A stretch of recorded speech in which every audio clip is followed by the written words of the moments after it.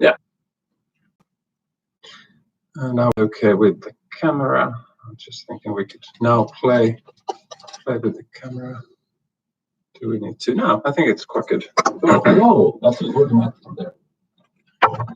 The microphone is here. Oh, okay. I think at this point, having 0 viewers, there's no rush. I think at this 1 viewer, welcome. Somebody showing up. Yeah, we are here. Exactly. X01. Okay. Yes. 2. Welcome. I think it's a good one to start. By just 5. Wonderful. Yes. People are finding your ways.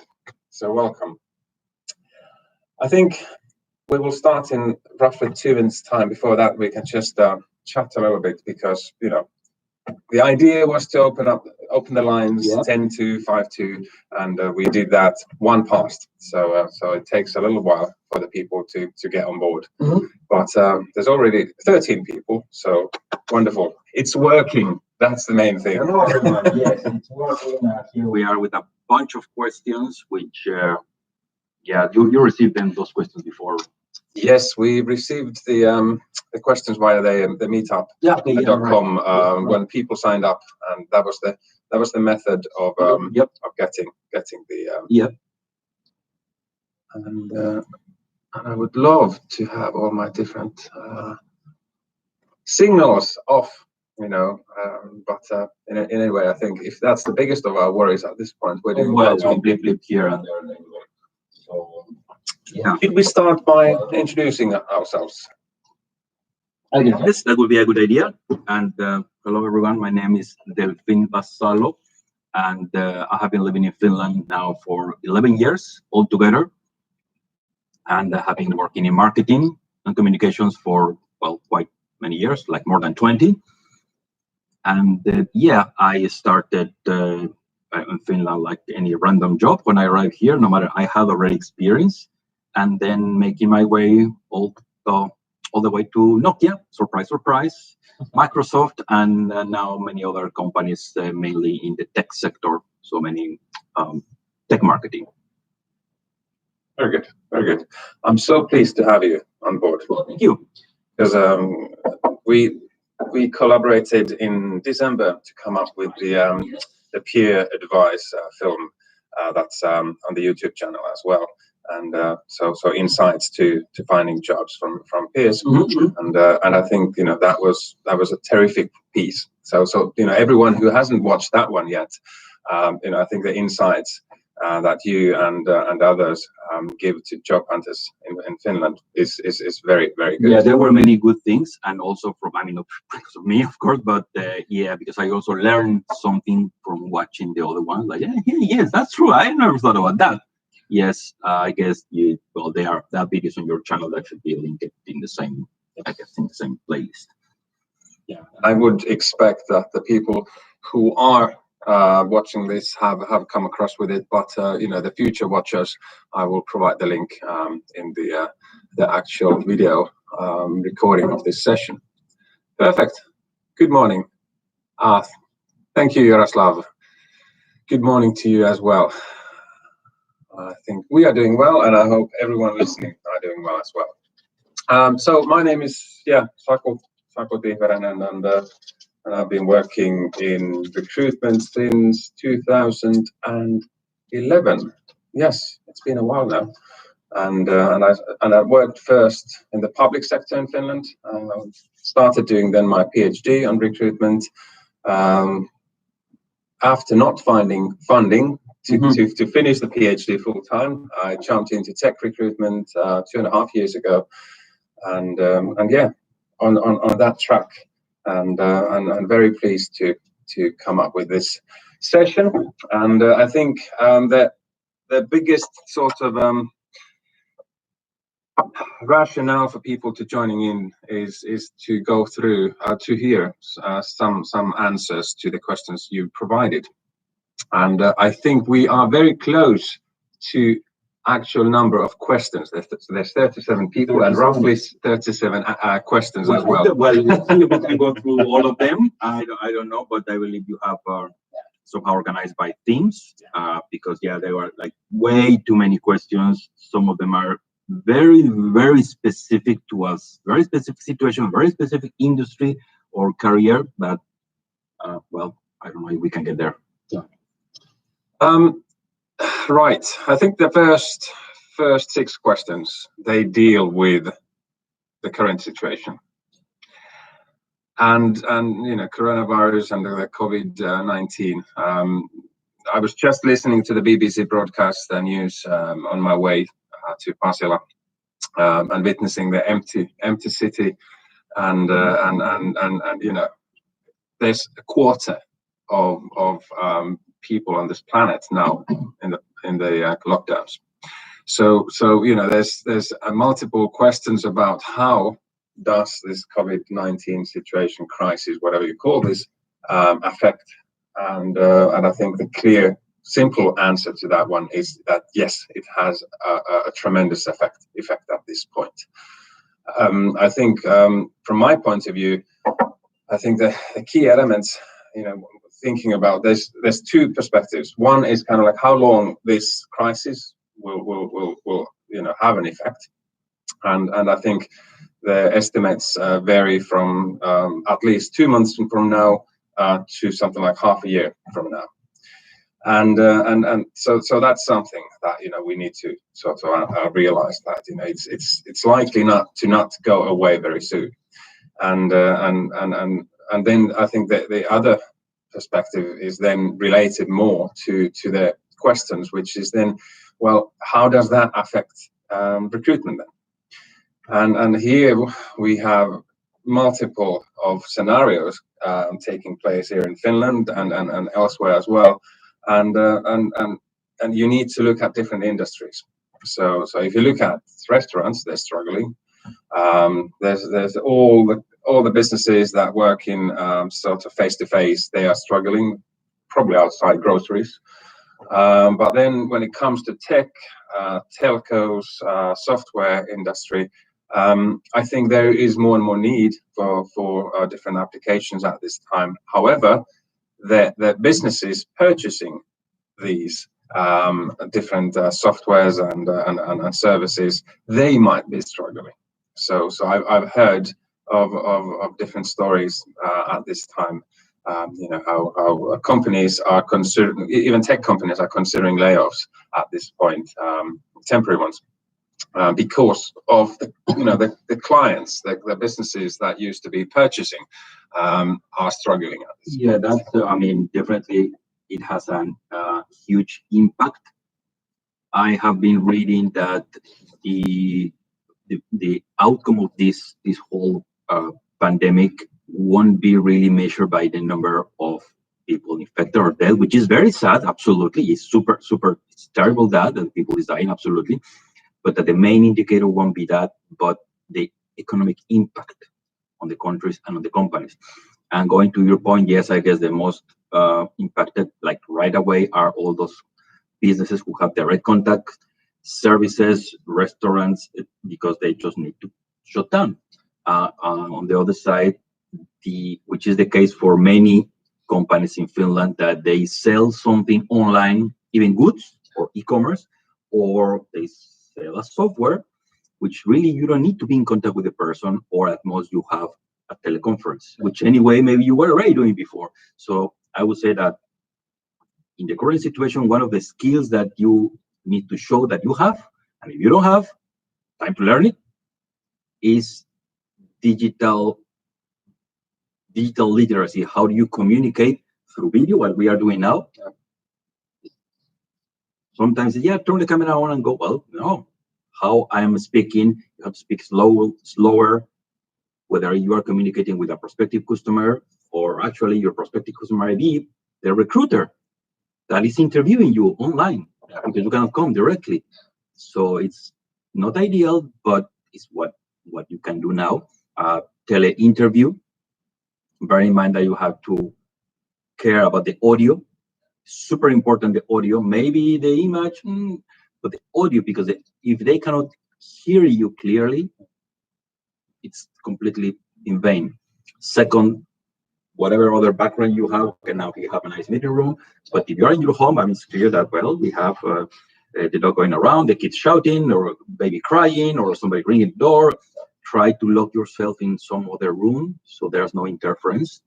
But I guess these type of details, for either because you are selling something to somebody through the camera or online, or you are getting a video interview with a recruiter, that's super important that you know how to use all these tools to have that interview. And yes, companies are interviewing still now. I have a couple of friends who actually want to have a second interview round with the interview over Zoom just this week, because they don't want to stop. They know that they need that type of people that they don't want to stop. So there are companies there, yes, they are hiring. Yeah, exactly. And I think, one of the questions is directing the issue that, what are the companies looking for in the present situation? And I think that the smaller the company, the more they need sort of this agile thinking that you might be able to come in and sort of suggest that, yes, hey, how about tweaking your business logic a little bit and providing their service via the digital tools and all the rest of it, and because the businesses, most of the businesses are suffering at this time. So it's all about then, if there are no one sort of if there is no recruitment process going on, and you want to be in contact with different companies, then I think it's all about understanding the logic of business that the company is doing. A very good suggestion, even though the company may not be hiring now, but everybody's struggling. The hiring companies and the candidates or the people who is job hunting. If you have an eye on one company, big, small, or all the medium and small companies, even though they may not be hiring, just contact them, reach out. Okay, you have to have studied really what they do, who are they talking to, what they are offering, and if you have an idea, just shoot it. Send the message. Send a video message. Record with your phone, with your computer. Send a quick message of 2 minutes. I'm interested in your company. I see that you are selling this, and that. Currently, it's like difficult. We know all that. Why don't you do this, and that? That proactivity, and maybe they never had that idea. The bingo, yeah, that guy there is giving us that idea. Let's bring that guy on board. Exactly.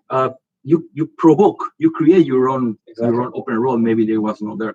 That's a very good idea, because businesses are also struggling. Exactly. They are craving ideas to get out of, creative ideas to sell in this challenging situation. Exactly. And you don't know.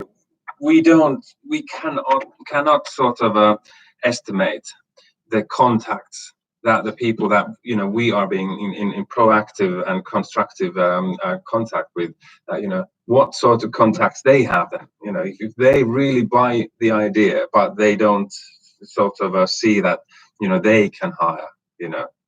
For example, there is always the chance that they can link you further. And hey, my company or my colleague or friend, is having a similar situation, a bit different business, but a similar need, new ideas. Let's try things out. And I think it's the best thing to do at this time. Yeah, and yes, they may not be willing to receive you face to face because of the whole situation, etc. Use the digital tools. Use this video, this YouTube. This, if you are maybe more in the business to business side, the B2B, well, use LinkedIn. Really, I spend hours and hours. It's not waste time. You connect with people, and you build relationships that you never know when any of those connections will be good in the future, will be useful, or you can be useful to them. Exactly. Help. That's the key thing. Help, and then ask. Yeah. In that proportion. Help, ask. Yeah. Help 3 times more than what you are asking. And it works. I can testify personally that it works. You lock it down on your home. You have a computer, you have a phone, do networking online. Yes. If you are thinking that, oh, I haven't done it really yet, well, it's time to start learning. Time to learn. Yeah, I mean, nobody knew this 10 years ago, so we are learning from experience. Exactly. And if you're struggling to start with LinkedIn, I shooted a year ago an Aalto University session with students, kind of like sharing my story, how difficult it was to start with LinkedIn. And it's like, I cannot start writing because, publicly, it's like, why would anyone be interested in me? And this mindset then gradually changing into, well, why not? Because at the end of the day, we need to reach out, we need to make, new contacts, network, create a bit of a name to be recognized, and increase the chances of finding a job.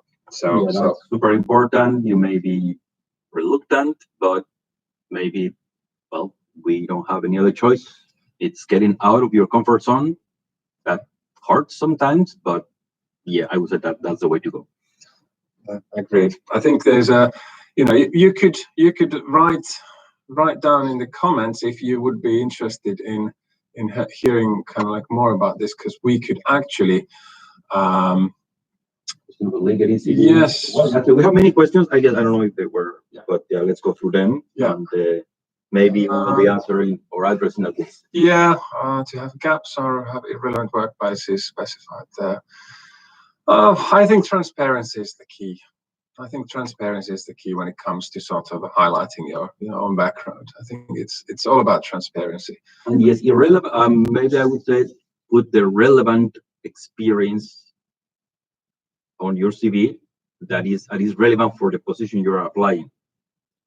That's the most important thing. If there's any gap, well, I mean, be honest. There's always, you can say, yeah, well, in that period I was doing some other type of job because, well, I had to anyway have some work.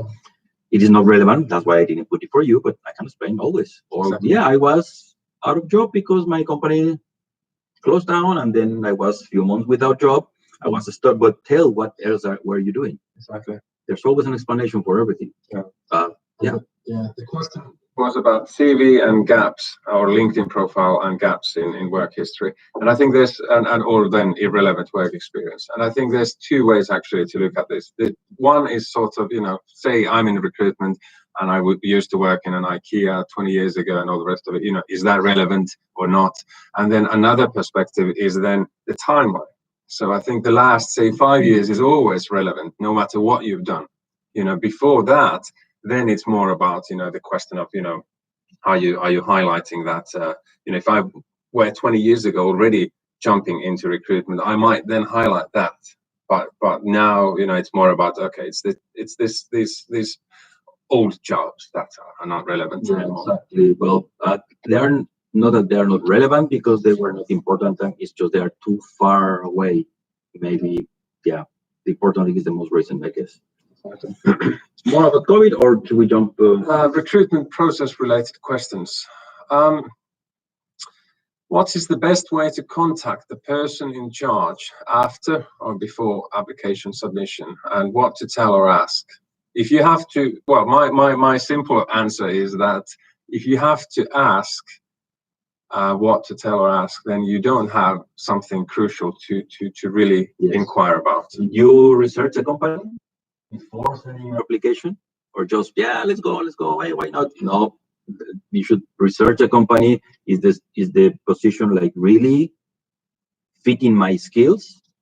Is not maybe 100% fit, but I mean, if you see that there's no clear fit, or the company has a different, you can see it in the website, you can see it in their ads. Well, no, maybe it's not this company is not likely to hire a person like me. Just pass on.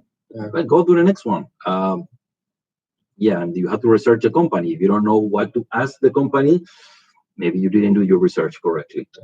There's always a good chance to go through the financial records of the company. Even though it would be a junior position, but it's always good to have an eye. How the big picture looks like. This is super nice because I don't know if I always say this is only in Finland. This happens only in Finland. The financial statements, or at least the overview of the financial performance of a company, it's public. You can find it. these directories that are just, yeah, you just put the name of the company and Google it, and this COPPA registry, and there's this other yeah, there's multiple then service providers that provide, you just Google the name of the company and then budget or last year's financial performance, and you find the answers. It is incredible, and only in Finland. Really, I have not seen that in any country. But well, anyway, you can find many things. You can research and know many things about the company you are targeting. Yeah. But yeah, something substantial that you really want to ask about. And if you don't find that, then there's no reason to contact the person just kind of like, hello, I wanted to talk to you, because that's really not a good way to be remembered. Your application and the typical, hello, I'm just following up on my application. How is it going?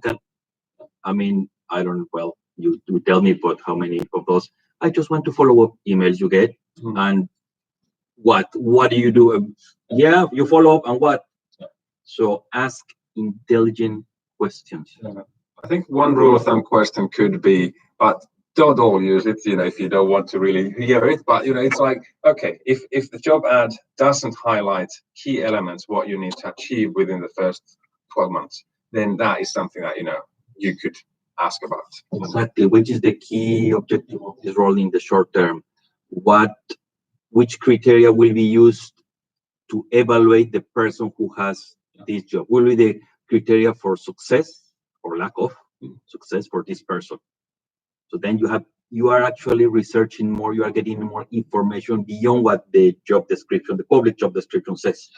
That if the recruiter answers to you concrete things, ask punctual things, he will or she will answer you maybe punctual things. That piece of information, nobody else has it. Only you. You have an unfair advantage there. Exactly. Okay, so some of the small details that then sort of reveal to the recruiting person that you are really interested and inside the job, so to speak. Yep, exactly. What are the most commonly used recruitment channels in Finland, especially by small and medium business? I suppose the job boards, the monsters, the Oikoties, and the rest of them. Yeah, Monster Oikotie, which the mall Pistefi, which is the one from the Toimisto. The typical, the official one, which I have heard many recruiters, many companies go there first, because it's the oldest one and is the most known one, so is the top of mind for many companies. They put it first on the more Pistefi, and there you go. But some tech companies don't use that. Yes, that's what I was going. Some tech companies, overall small and medium, if you want startups or software companies, may not use it because whatever reason they don't want. One of the reasons being, if you get 100 applications and there's the hiring manager is very super busy and struggling to start comparing, so they just want the perfect person. So what perfect in terms of the person who can do the job. They're not looking for making these perfect comparisons between people and all the rest of it. There may be, I mean, those are like, for generally speaking, for all kind of jobs.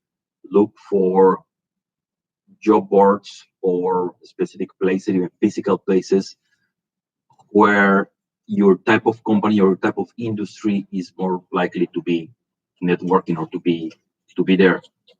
Yeah, for businesses, I mean, really B2B, the Kauppalehti is, and in terms of, finding out which companies have just, this Corona time, it's a bit unique time, but typically, you read through different financial papers and you find out companies that have just attracted funding, or they've just kickstarted something, and that's the perfect point to sort of step in and sort of be in touch with the company. That, okay, I see that you're coming up with this product or service.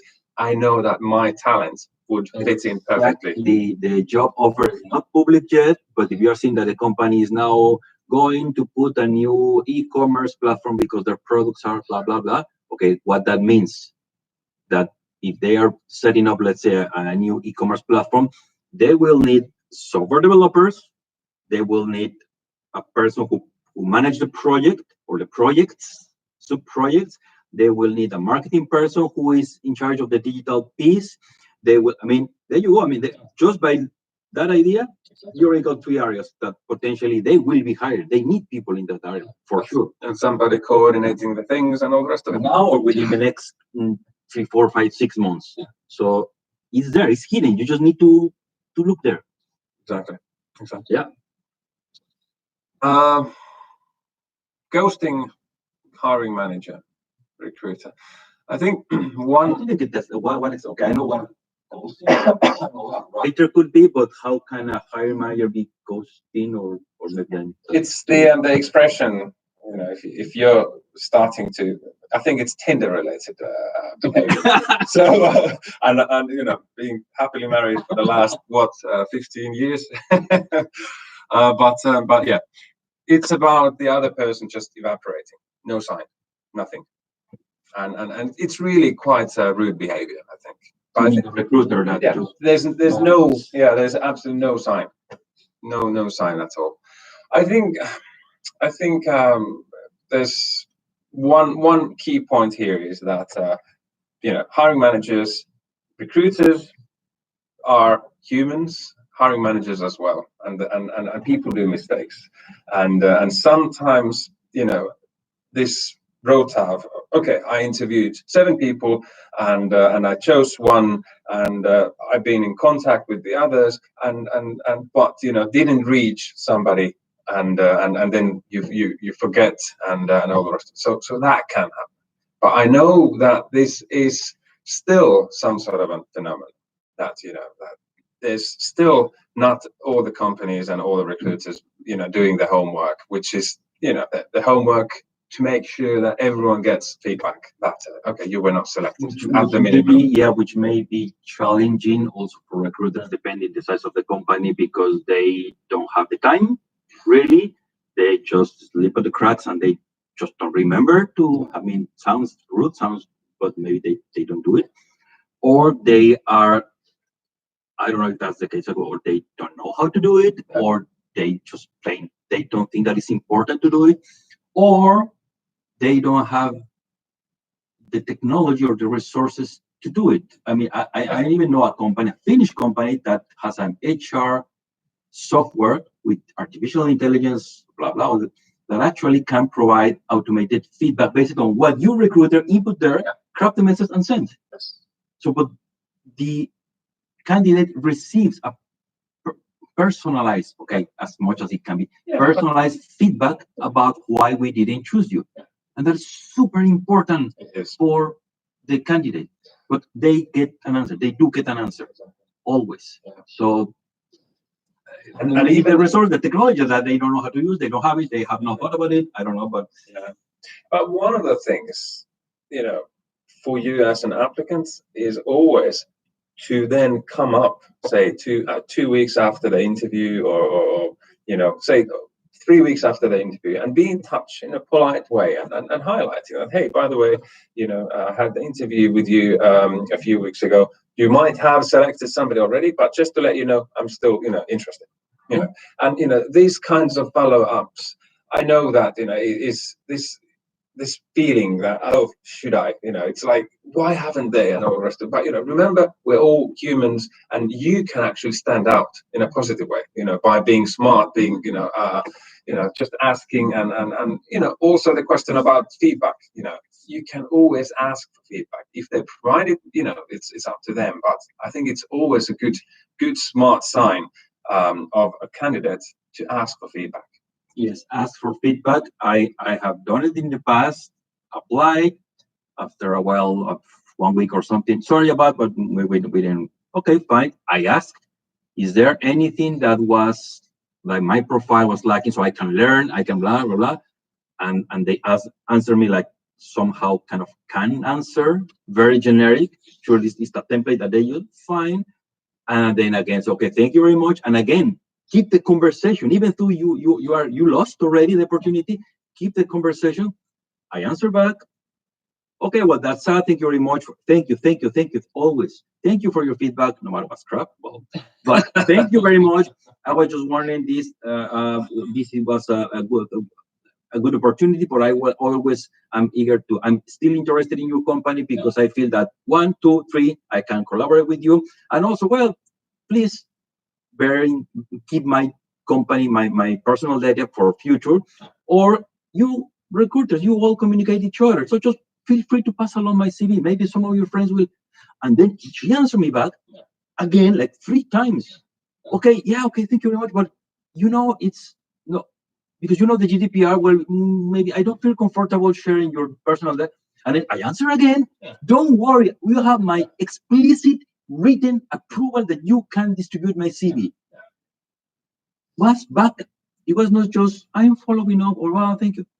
From asking for feedback, that went like 3, 4 more exchange of emails. I kept the conversation. No matter, I lost, I was not selected, I lost already, I kept the conversation, and I even put some smiley face, and the recruiter sent me another whatever smiley, building the rapport. That recruiter, I hope they remember me in the next 6 months or something, when something else comes up, when another colleague within same company or another company, hey, a person like this, this and that, word of mouth is super important. Exactly. That recruiter, I will be top of mind for that recruiter. Our recruiter will remember me. Hey, look, this guy we didn't choose it because whatever, but looks smart, or looks like a good person, looks like approachable, looks like has the willingness, looks he's proactive. Just why don't you give it a good call? Exactly. Boom. Yeah. Did you invite the person on LinkedIn? Yes. To connect. Well, exactly. Yes. That is one of the key elements to do. If you receive a no thank you, or even at the stage when you've just applied, there's always a good chance to invite the person on LinkedIn, adding a couple of comments just briefly that, hi there, I've just applied, I'm glad to connect with you. Never that, in spite of the end result of this recruitment, something like that. Yeah, because in the end, good businesses are based on good relationship, aren't they? Yes. Super. And even after the rejection, I have sent rejection, I have sent a message on LinkedIn. Hey, just wanted to connect with you. I'm a bit disappointed that my profile didn't fit your needs. But hey, anyway, let's keep in touch, because it's good to have this human connection, because we all are that human. And well, we will be in touch here, and I will be interested in following you, what your updates are. End of the story. You are not arguing anything. You are not claiming anything. So why did you choose? Nothing. It's just, why not we don't constructive, yes, curious, demonstrating the abilities and traits of yourself, that you should be doing during the recruitment and job hunting process in any case. So it's kind of like leaving that super positive feel. Recruiters are also normal persons. They are humans, yes. So they also feel, they eat, they go to the bathroom. They are just like you and me. They also have feelings. If they feel that, hey, this guy or this girl was kind of nice and proactive, and well, I didn't choose that person, but maybe top of mind, that person will remember you. Exactly. And this is really linked to the how to stand out related questions. There's about 10 of them. Questions: what makes an applicant special, or what makes a candidate stand out of others? How to land an interview? Recruitment criteria for international without experience. What would be the best ways to leverage foreign experience for the Finnish market? What kind of skills are expected of recent graduates?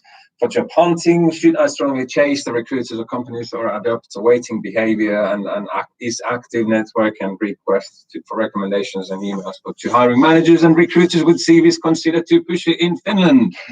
And I think chasing proactive, I may have different reactions. From the recruiters, from those that, okay, thank you that you remember me, that you exist, and hey, by the way, this, and continue the conversation.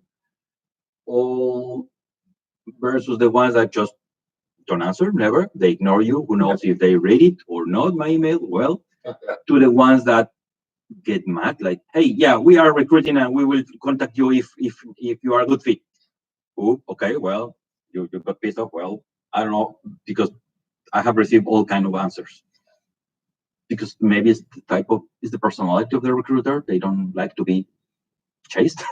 To the ones that appreciate that you follow up, Follow up intelligently, not just I want to follow up on my. No, I don't know. I have had very diverse reactions from recruiters when chasing proactivity. So I don't know. And I think there's a few different thoughts in my head at this point, and so it's difficult to express them. But I think one of the key elements here is it starts with the domain specific thing. If you are in design, if it's product design or application design, or then if you're working, say, in teaching, or if you're working in nursing, or then marketing, you need to have something substantial about that.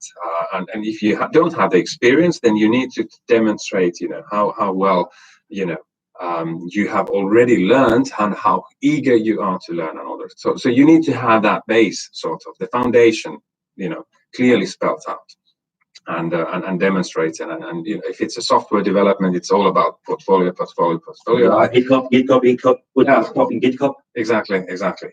And so it's all about having that foundation laid out, and nobody can do that for you except you yourself. Yes. But then once you've got that foundation that you are hireable, then it's all about the proactivity and this kind of like how you can come in and contribute to the company or the organization and solve the challenge and reaching out and then there's always going to be many different applicants. If there's open recruitment process, and at that point, unfortunately, it's all about then the network. And unfortunately, it can be turned fortunately once you realize that it is a connection game at the end of the day. We need to be super active. After having the foundation and constantly developing your skills, then you just need to jump into the networking game, so to speak, and it's all about joining in different meetups of your domain and different conferences and there's going to be tons of webinars using LinkedIn or all the rest of it. I'm taking a preachy mode here. No, but you're right. I mean, it's and this is a pretty marketing-ish term, but like we try to the buyer, the person who wants to buy something, the buyers only purchase from people that they like and they trust.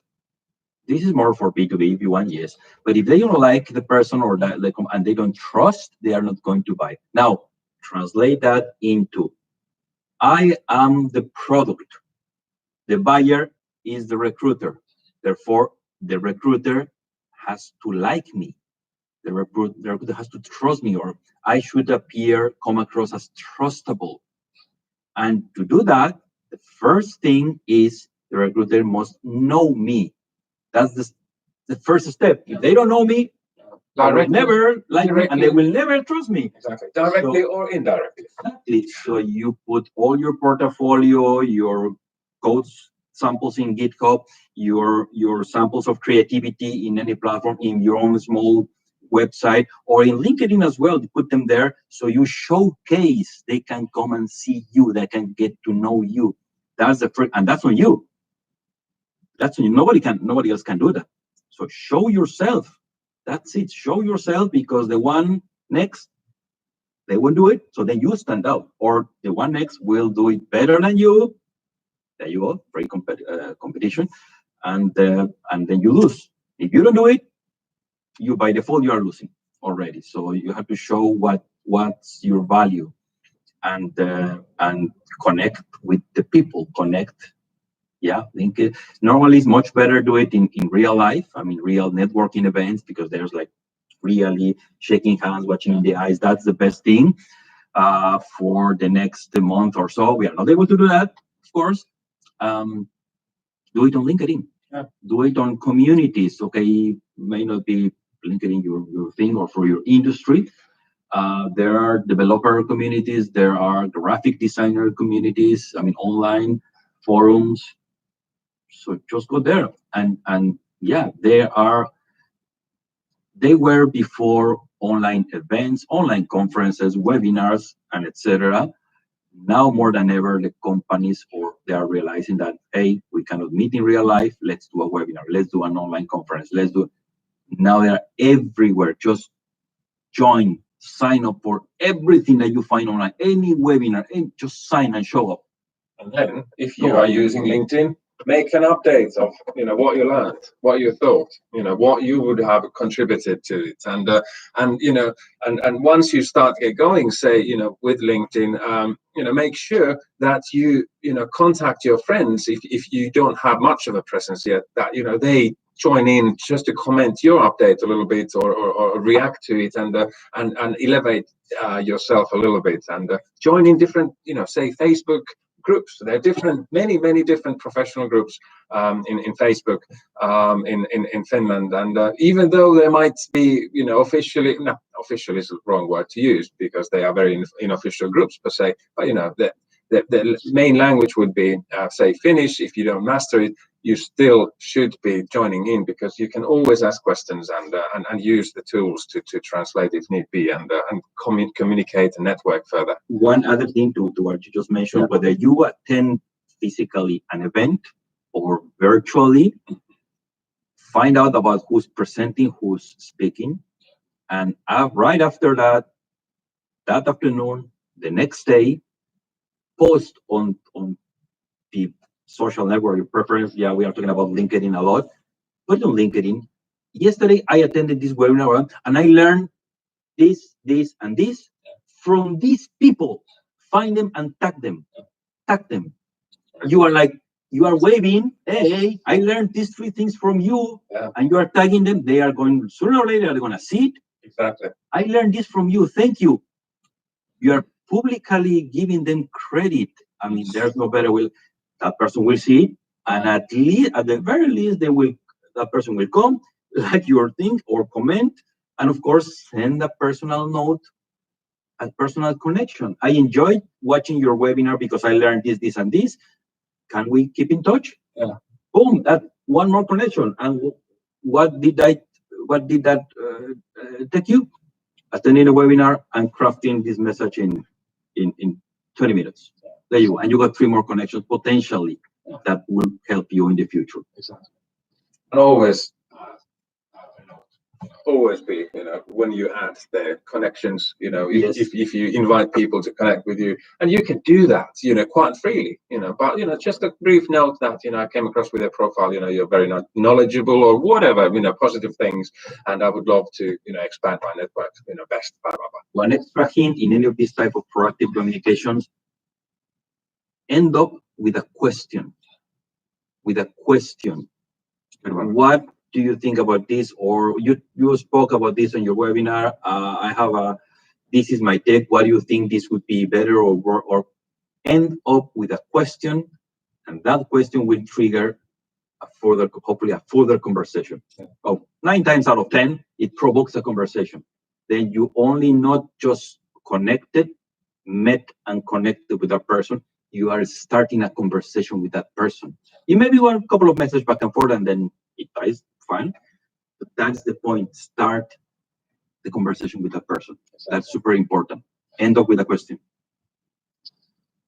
Recruiters' perspective related questions. There's a question about recruiters' day-to-day work when you're going through application and selecting candidates you would like to interview. What's your process like? I think, as a rule of thumb, it's all about sort of having the criteria, what the person needs to be doing, and then going through the applications and CVs and looking at applicable experience. So it's most of the times that I've come across with, it tends to be, fairly, straightforward. There are some cases then, when somebody, hiring manager, likes to go through it the other way around, so to speak, going through and finding the potential ones, early on in the process and inviting for an interview. Oh, there's potential and all the rest of it. There's no sort of this transparency of comparing all the applicants and all this. But it varies between people, and I think the more you inquire about this perspective, the more it may highlight that it seems all very rational and all the rest of it, but it really depends on the person. There are many differences between hiring managers and recruiters, and when somebody knows an applicant beforehand, whether that's via LinkedIn or via contact or whatever, that person out of the 100 applicants will stand out. That application will be looked through a little bit more thoroughly because they already know you beforehand. Yeah. Because of the connection, because of the greeting, because of whatever, you are not anymore a stranger. That recruiter already knows your name or knows you personally because you greeted at the event, whatever, or he remembers you, that small comment that you put there or the message. So that is super important. Overall, in big companies, the recruiters for one position may receive 100, 200, 300 CVs. You're like, okay, what possibility do I have to be chosen one amongst 300? Well, I don't know if that's true, Saku, but what they say that the average time that the recruiter will be looking at your CV is like 10 seconds or 15 seconds, because he has 100 more to go through. Exactly. So if at the first sight don't see the key words, the clues, I am looking for these 3 key skills. If at the first glance I don't see these 3 skills like clearly, trash point. Next one. Yeah. No, trash. Yeah.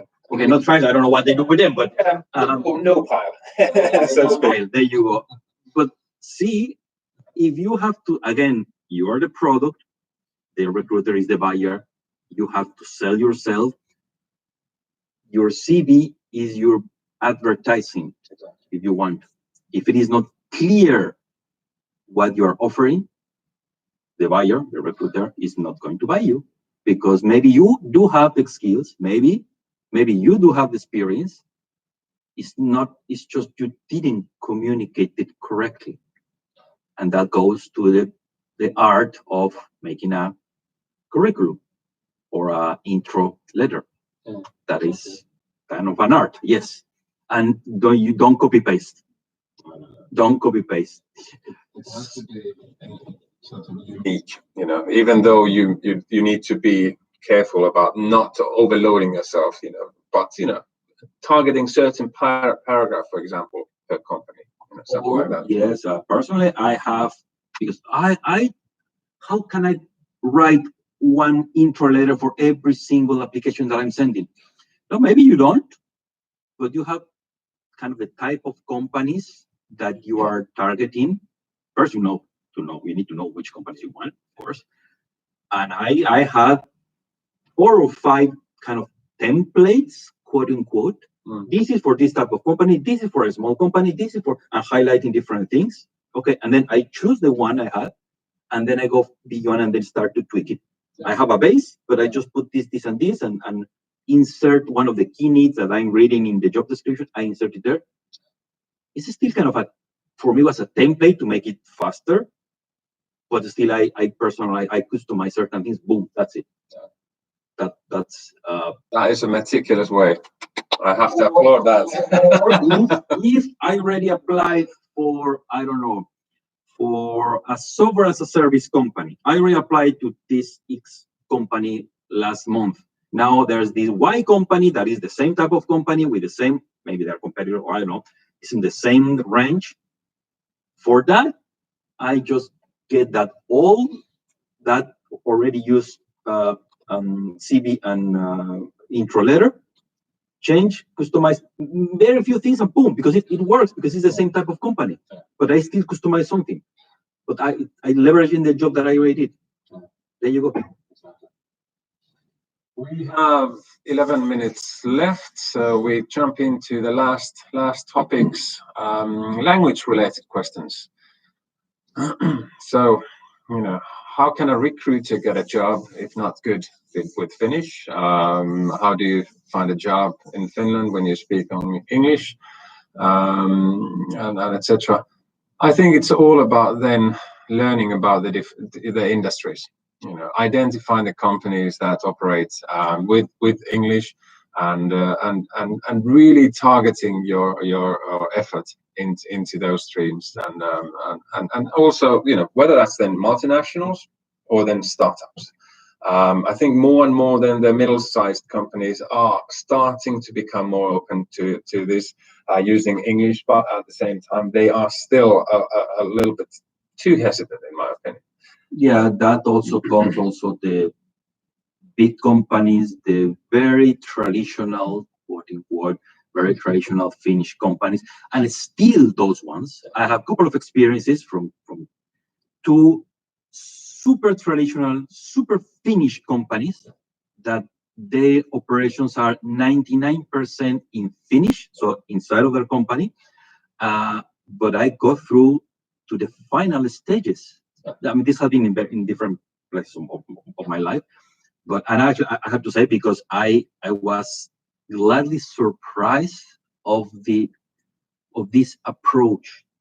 One was Telia, well, better, and the other one was S-Ryhmä, so the SOK, I mean the owner, the cooperative or the cooperative owner of Prisma and Market. So they are super big, they are super Finnish, super traditional, if you want. I went there all the way to the final line, and at some point I said, well, and they never told me anything about the language. We were discussing many other things and strategy, this and that. And it was me at some point, but just to be clear, because maybe you have not realized it, but I'm not, I do speak Finnish, okay, after many years here, but in an active business discussion, maybe I will lose, because I'm not that, I mean, I'm sure I will lose, because I'm not that anyway. And the answer from this very big boss, VP of marketing, was, your role should be this, and proposing this and strategies. Your other stakeholders will be this, and that. You do your job in English. You send them. If they don't understand you, it's their problem. Fair enough. Yeah. Fine. Yeah. The tide is turning, I think. Exactly. Maybe you have to talk with some of these big bosses, very conservative from Kuusamo, but whatever, that they are not used, but it's his problem if he doesn't understand you in English. You're okay, and there you go. Very traditional Finnish companies, very big, very old-fashioned, if you want, to some extent. But even those companies now are not now. That was a couple of years ago, 3 years ago. They already start to change. They already realize, even these big companies. So there you go. Exactly. And I think it's always good to be active. So there's no reason to limit yourself to the companies who only operate in English, because then you have a very narrow job market. But at the same time, it's good to be sort of realistic. So perhaps have a bit of a logic in place when applying to jobs, and in terms that you target both sort of more traditional Finnish companies that might not necessarily operate in English, but you think might be open to the first or whatever fifth English speaker in the company. Also the type of job that it is, if you are applying, or the job reasonably needs that the person speaks Finnish, because it's a customer service related, because it's at the front desk. That's kind of obvious that the person chosen will need to speak Finnish. I mean, if you are not comfortable enough with that, well, don't apply to that one. Exactly. But it's just realizing your own limitation. That's it. I'm not going for that type of things, because I know that I won't be selected. It's just what's the nature of the job. If the job is software developer, coding, etc., no matter what the company may argue, I mean, the computer doesn't speak Finnish. I mean, come on. Actually, the coding is based in English words. Is kind of, and if they tell you that even for a software developer you need to speak Finnish, sorry, but then that's just BS. That's just the wrong company. don't go to that company. That's it. So and in some companies there might be differences. So within the big companies, there might be some teams that would be operating in Finnish, or having even the backlog in Finnish. I've heard of these cases, and then some other parts of the company operating in English, say with software development, for example. So it's the reality is more complex than we often think. We often tend to think in black and white, and it tends not to be. Actually, yes. No matter what, no matter you have been 1 month in Finland or 1 year or 10 years, I mean, we are foreigners in this country. We are the ones who should adapt to the country, not the other way around. So do learn Finnish. Do make your effort to learn, at least to understand what the conversation is about, at least to understand what you are reading. You may not be, maybe you will never be proficient, you will never be fluent, but learn. That is something that the field really appreciates. Do learn. I have been in business meetings, really business meetings with, again, traditional Finnish customers. I was in a consultancy. Everybody knew I was the only foreigner in the room, and the meeting was held in Finnish. I understand. I follow up everything. When it was my turn, I just say it in English. So I said in English, you understand me. You said it in Finnish, I understand you. Everybody happy. And that was it. I mean, after I finished, boom, back in finish the conversation, because they knew that I understood. So, but yeah, there you go. So really, it looks like a terribly impossible task, but do learn Finnish. Nobody has died because of learning the language. So yes, really try, do your best. We are the ones who should be adapting. We are the ones who should be learning the language of the country, no matter how difficult it looks like. So yeah, do it, learn little by little, but learn it. It's always a good sign, even though you might not be needing it in the current job, but it will help you adapt to the setting, to understand what's going on and all the rest of it. I think it's now time to start make the final comments. There's been lively discussions. Thank you ever so much for the comments and the answers provided as well. We haven't had the chances this time. We are learning to run through the questions. Perhaps having got a couple of themes untouched, the questions. Yeah, I have a feeling. I have a feeling that we should do this again. What do you say? Yeah, well, let's do it every week. I mean, because there will be many questions that, of course, we couldn't have the time to address, and many others are very specific for your specific situation, career, industry, which, well, maybe there may be a bit more complicated to address in a general session. Yeah, but I think it's it provides a learning curve for myself. Definitely, this is the first ever session I've streamed, so I was a little bit worried, and how it's going to work out. And I must say that, and I feel that it's been great. And looking at the number of it stayed, the audience has stayed the same. Very, very many thanks to everyone for joining in. And you have been organizing these face-to-face events, proving to be very successful. Now there's a different situation. Now you learn how to do this. Yeah. Well, exactly. We are forced to learn. Even others are forced to learn new things or how to work around the current situation. There you go. There's no more face-to-face event. We did this. I hope that you get something good from this conversation. Perfect. Many thank you, and be in touch via the meetups, meetup.com website, and also LinkedIn. If you have any particular questions, do pass them along. If you want to make a LinkedIn update and you want to comment on this session, what you thought was useful, start your LinkedIn activity. Tag me in the post. Tag Delfin Vassallo. Yes, send me a contact request, personalized. If there is the template, I will reject it. Tell me why you want to connect, why you learn, why you didn't like. Because you were super intelligent in the session. So, but don't use the template that LinkedIn provides. Otherwise, I'll reject it. Thank you. Thank you for the comments. Thank you very much, everyone. Have a great day. Have a great weekend. Be safe. Use this. Yeah, use these things and yeah, gloves and everything. Perfect. Be safe, guys. Perfect. Thank you. Bye bye.